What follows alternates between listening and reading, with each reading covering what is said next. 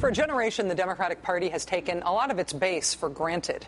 On the issue of abortion rights in particular, Democrats have bragged about how open-minded they are about pro-life Democrats getting elected and how tolerant they are of anti-abortion politics in the Democratic Party, even among their most high-profile officials, all the while assuming that their pro-choice base will still keep voting for Democrats, even though Democrats haven't really been giving them a reason to do so.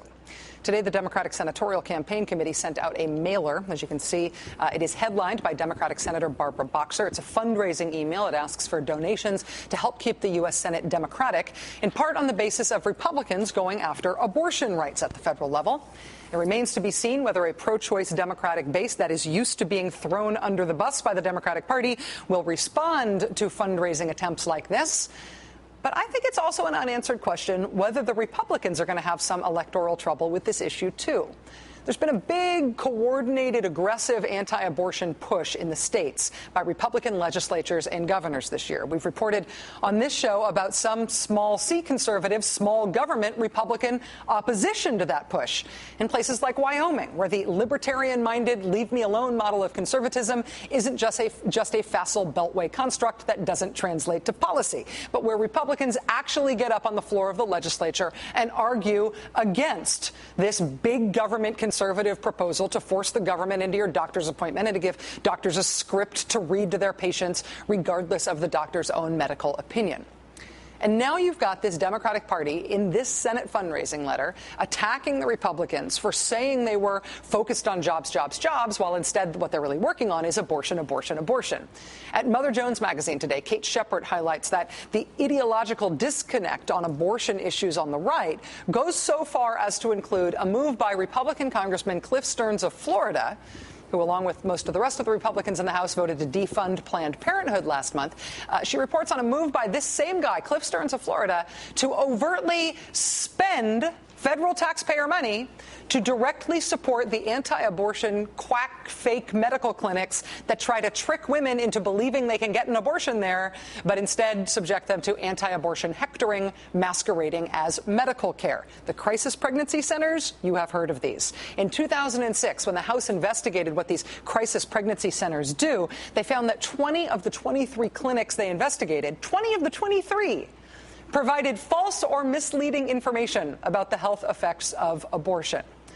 Regardless of how you feel about crisis pregnancy centers, House Republicans moving to give federal taxpayer money to them, to spend taxpayer money on crisis pregnancy centers, that complicates not just the jobs, jobs, jobs message, that even complicates the cutting spending message. Here's another complicated Republican message. In Wisconsin, Republican Governor Scott Walker has made the idea that Wisconsin is broke the whole pretense of his nationally resonant union-stripping political misadventure. Governor Walker called his union-stripping bill a budget repair bill, remember?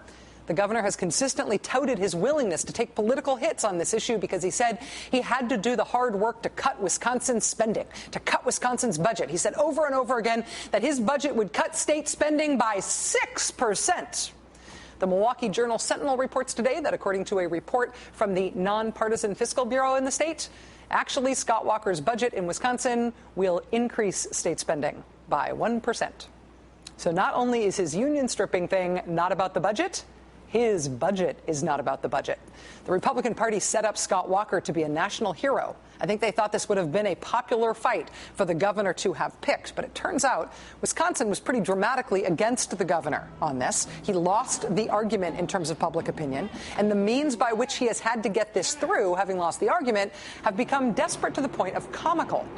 Republicans passed that union stripping bill in Wisconsin by taking it out of what had been a budget bill, calling it non-fiscal, and passing it without a quorum in a big rush at night while Democrats said it was illegal. Opponents sued on procedural grounds, and a judge had granted a temporary restraining order preventing Wisconsin's Secretary of State from publishing that law. That would also prevent the law from taking effect.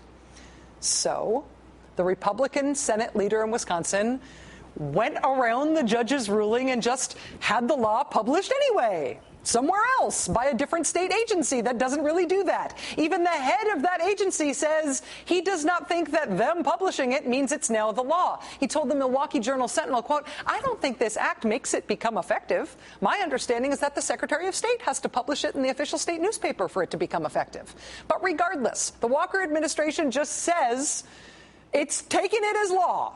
It's deciding that it's law over that judge's ruling, over the opinion of that agency. They got to sort of fake publish it. They're just going to call it law and start enforcing it, or at least they're going to try to. The Associated Press reporting today that Governor Walker's administration started taking steps to adjust workers' paychecks to reflect the new law that the governor says is now in effect, even though it doesn't seem true. House Republicans at the federal level are considering voting on their own Scott Walker-esque union stripping bill this week. It would affect federal employees in aviation and in rail. When presented with evidence of how this union stripping thing has worked out in Wisconsin, if you were a Republican strategist, would you choose to take this fight national right now? Joining us now is Amanda Turkel, senior politics reporter at the Huffington Post. She's been covering the Republicans' union stripping agenda. Amanda, thanks very much for being on the show. It's nice to have you here. Great, thank you. So despite this big show of support for union rights in Wisconsin and across the Midwest, national Republicans want to take this to D.C. What does it look like, this targeting of unions at the federal level? Well, like you said, they're going right now after air and rail workers. The way it works right now is if you want to form a union, you just need to get a majority of the workers who turn out to vote.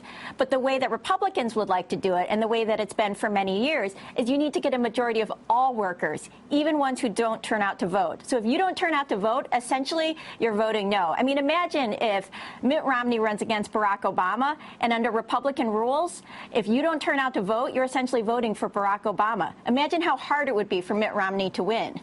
In terms of how this will proceed at the federal level, if this is being done as part of the FAA reauthorization bill, that's a big reauthorization bill for a big agency.